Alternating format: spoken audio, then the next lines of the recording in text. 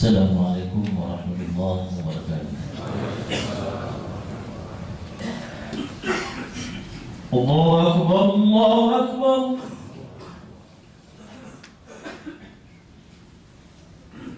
Allahu Akbar, Allahu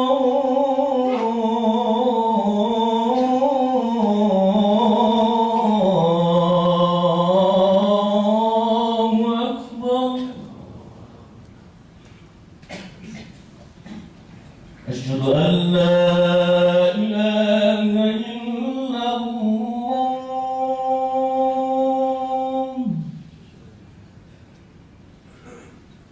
Asyhadu an la ilaha illallah.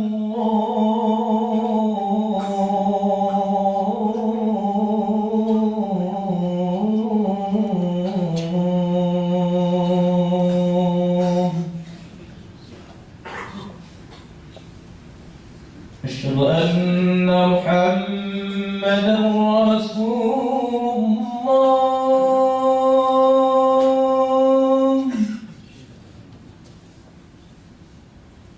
Asyhadu anna Muhammadan Rasulullah.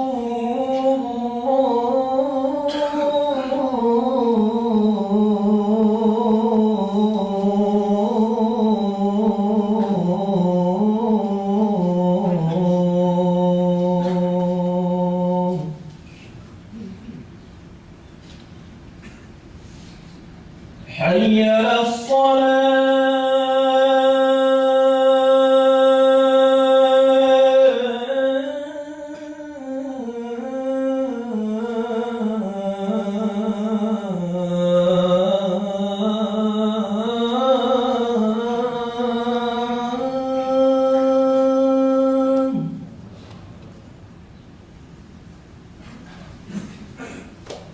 حي على الصلاة.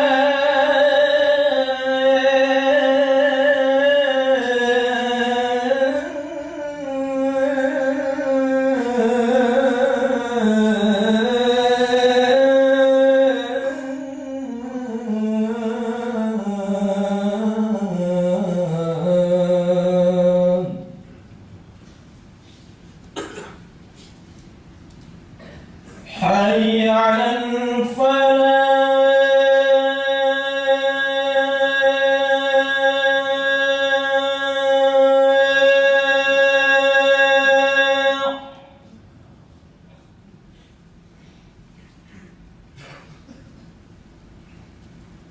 حي على الفلاح.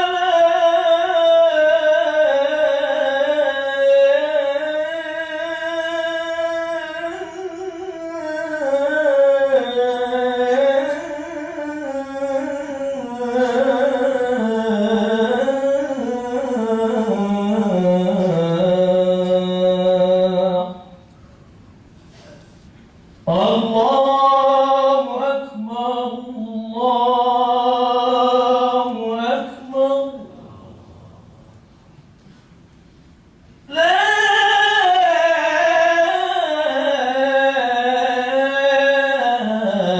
إله إلا الله.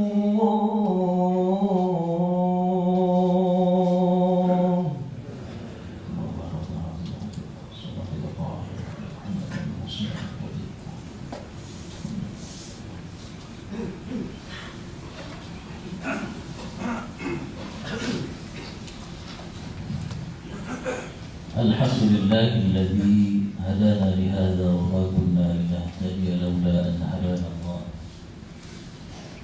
أشهد أن لا إله إلا الله وحده لا شريك له، وأشهد أن محمدا عبده ورسوله. اللهم صل وسلم على سيدنا محمد وعلى آل سيدنا محمد. أشهد أن لا إله إلا الله وحده لا شريك له، وأشهد أن محمدا عبده ورسوله. أما بعد، فيا عباد الله، اتقوا الله حق تقاته ولا تموتن إلا وأنتم مسلمون. Qala Allah Ta'ala fi kitabihil karim wa huwa asdaqul qailin.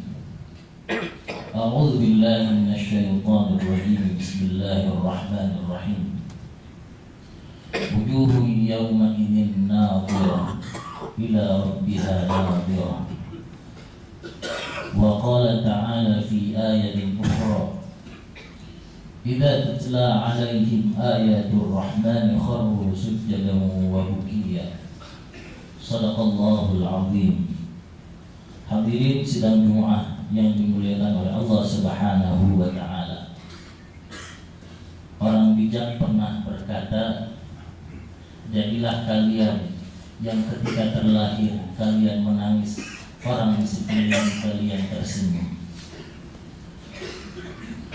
Begitu kematian hadir akan menjemput kita, jadilah kalian justru orang yang terbalik dari pepatah yang pertama. Ketika orang di sekeliling kalian menangis, maka kalian tersenyum menjemput kematian itu. Di dalam Al-Quran, Allah Subhanahu wa ta'ala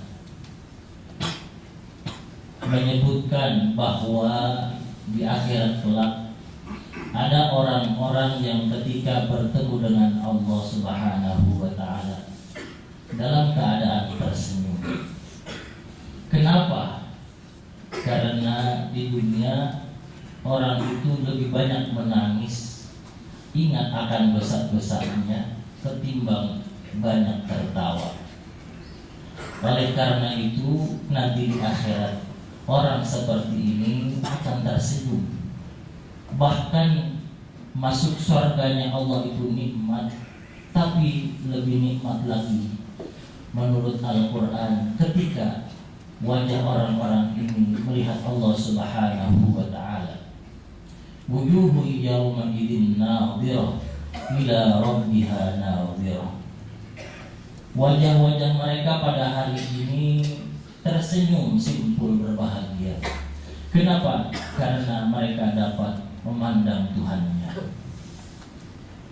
Ada 3 macam orang yang kelak di akhirat tidak akan pernah menangis, meneteskan air mata karena sedih.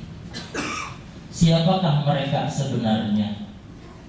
Yang pertama, orang yang menangis karena takut kepada Allah Subhanahu wa ta'ala.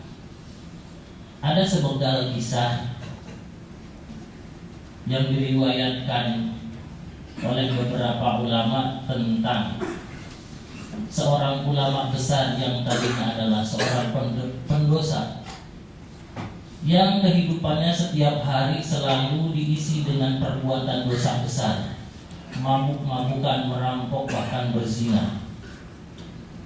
Satu saat orang ini ketika akan pulang dalam keadaan sempoyongan karena habis minum minuman keras, ada seseorang yang melantunkan ayat Al-Quran di sebuah rumah,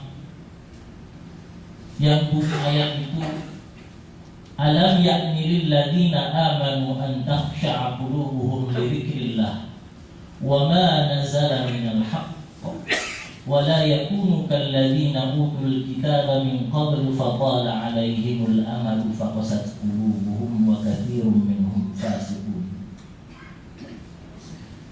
Ternyata hidayah Allah datang kepada orang ini. Setelah mendengarkan ayat itu, sampai di rumahnya dia terkenang dengan bacaan Al-Quran yang dibacakan oleh seseorang di dalam rumahnya.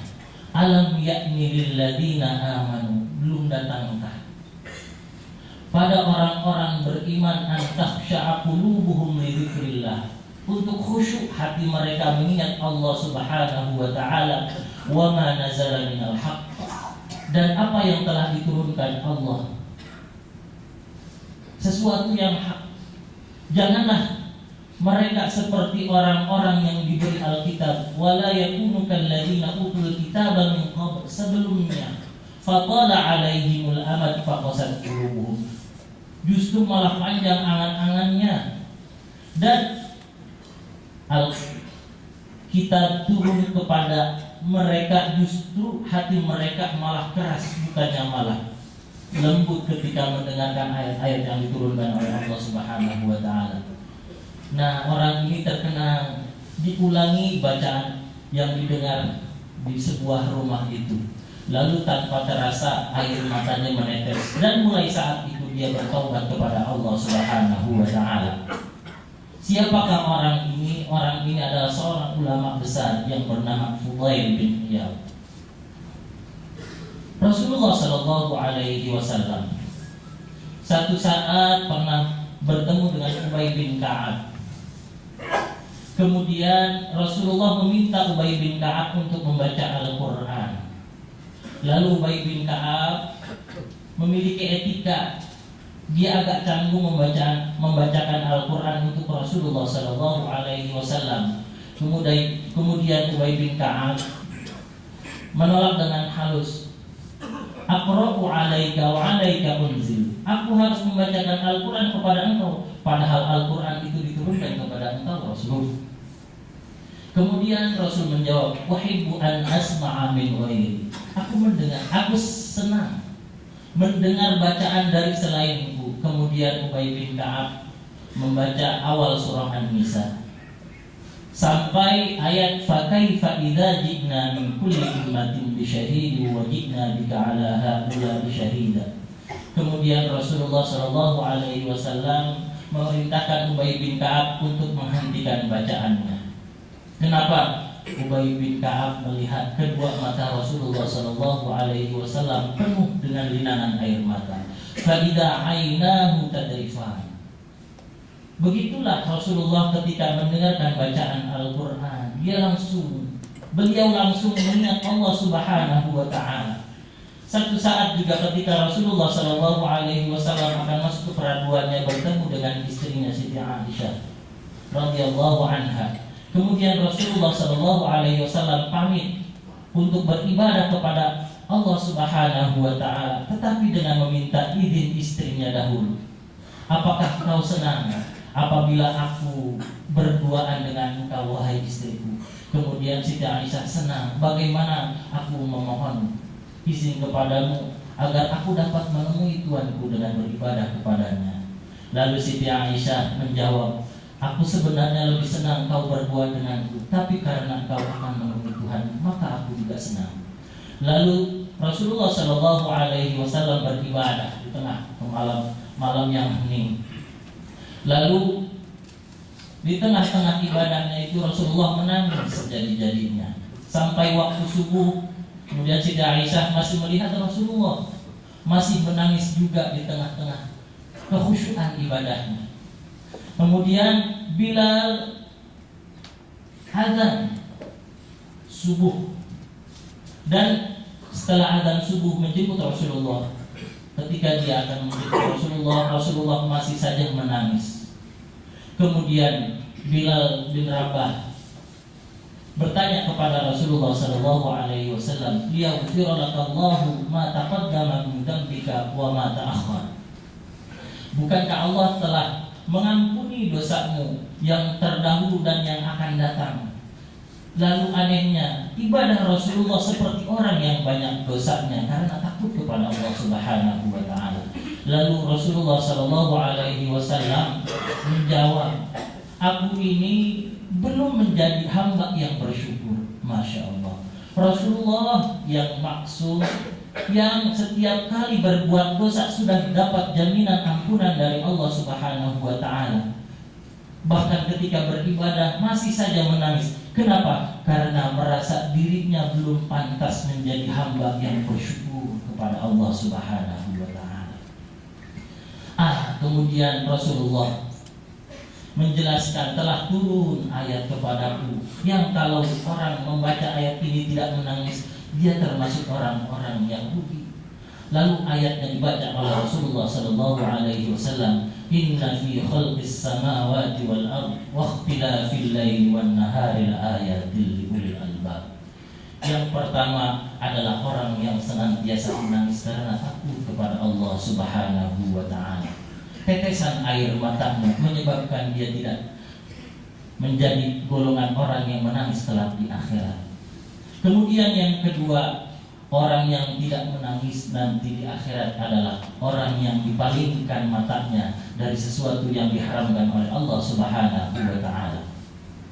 Di dalam sebuah hadis Al-Bukhari, Rasulullah Shallallahu alaihi wasallam ada 7 macam manusia yang nanti akan dinaungi oleh Allah Subhanahu wa taala ketika tidak ada naungan sedikit pun. Yauma la dhilla illa dhilluh. Salah satunya adalah pemuda yang ketika diajak berzina oleh perempuan yang memiliki jabatan dan kecantikan, dia menolak, inni akhafullah, aku takut kepada Allah Subhanahu wa taala.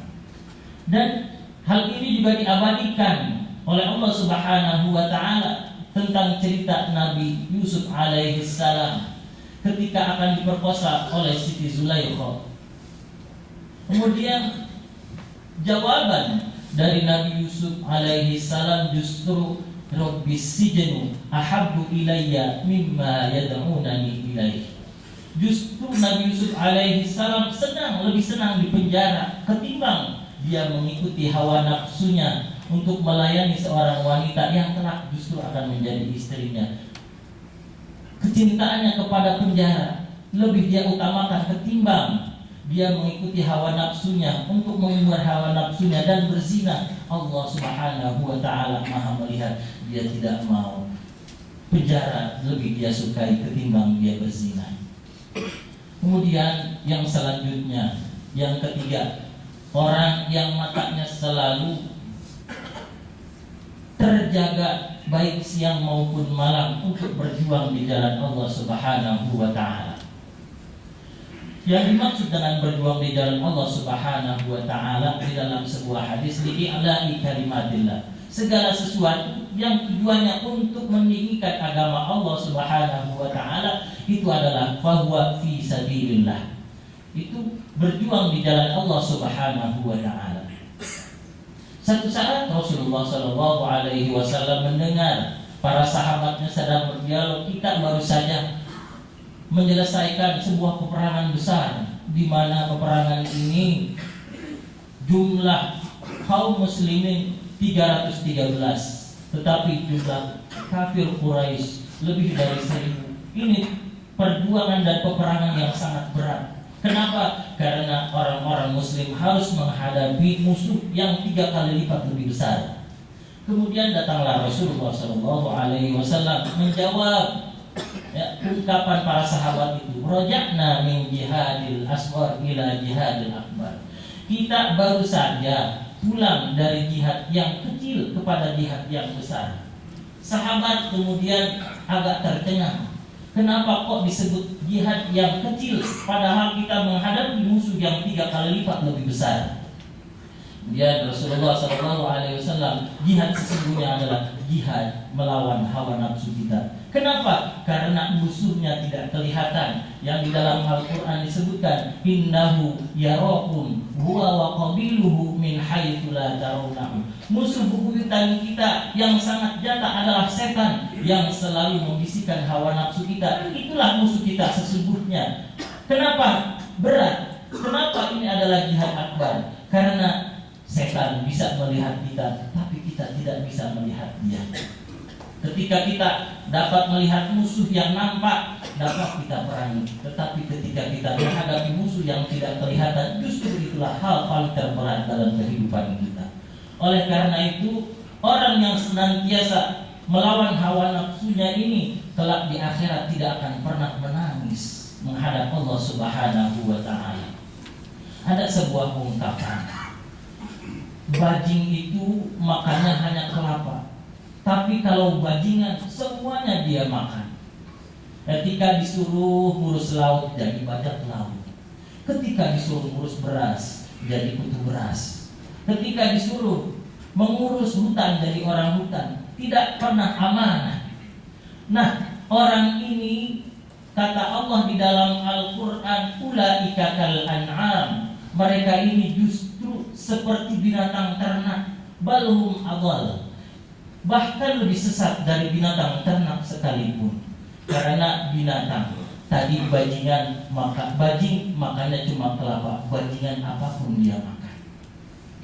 Manusia adalah makhluk termulia yang diciptakan oleh Allah Subhanahu wa taala. Laqad khalaqnal insana fi ahsani taqwim. Sungguh kami telah menciptakan manusia dengan sebaik-baik bentuk. Apabila yang diperturutkan hawa nafsunya, Allah mengembalikan dia lebih rendah dari binatang sekalipun. Summa radadnahu asfala safilin illal ladzina amanu wa 'amilus solihati falahum ajrun ghairu mamnun. Mudah-mudahan kita termasuk hamba-hamba Allah yang kelak di akhirat tidak akan pernah menangis meneteskan air mata karena kita menjadi orang-orang yang rugi, yang menerima kitab kita dengan tangan kiri dan dengan punggung kita. Mudah-mudahan kita termasuk ashabul yamin. Barakallahu li wa lakum fil Qur'anil 'azim wa nafa'ani wa iyyakum bima fihi minal ayati wa dzikril hakim wa taqabbala minni wa minkum tilawatahu innahu huwal ghafurur rahim wa qur rabbighfir warham wa anta khairur rahim.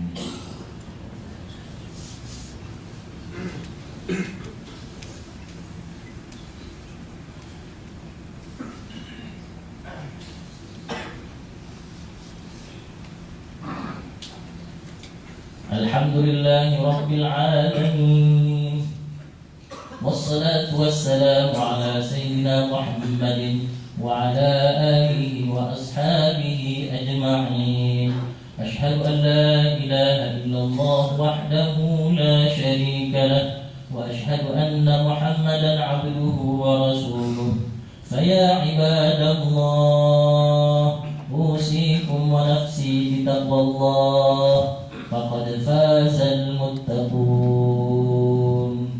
Qala Allah Ta'ala fi kitabihil karim wa huwa asdaqul qailin. A'udzu billahi minasy syaithanir rajim. Innallaha wa malaikatahu yusalluna 'alan nabi.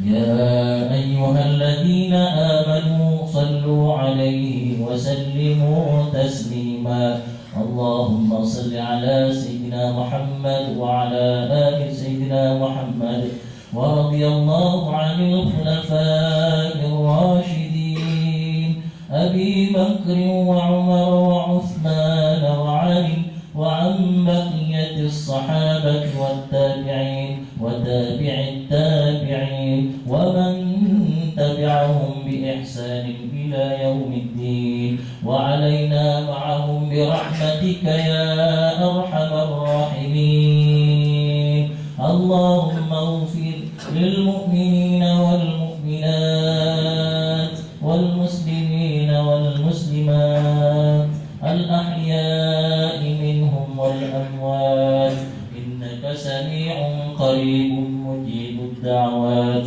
wa ya qadiyal hajat rabbana atina min ladunka rahmatan wa hayyi' lana min amrina rashada. Rabbana atina fid dunya hasanah wa fil akhirati hasanatan wa qina 'adzaban nar wa adkhilnal jannata ma'al abrar ya aziz ya ghaffar ya karim ya sattar ya rabbal alamin. Wa sallallahu ala sayyidina Muhammad wa ala alihi wa ashabihi wa baraka wa sallam. Subhana rabbika rabbil izzati amma yasifun wa salamun alal mursalin walhamdulillahi rabbil alamin.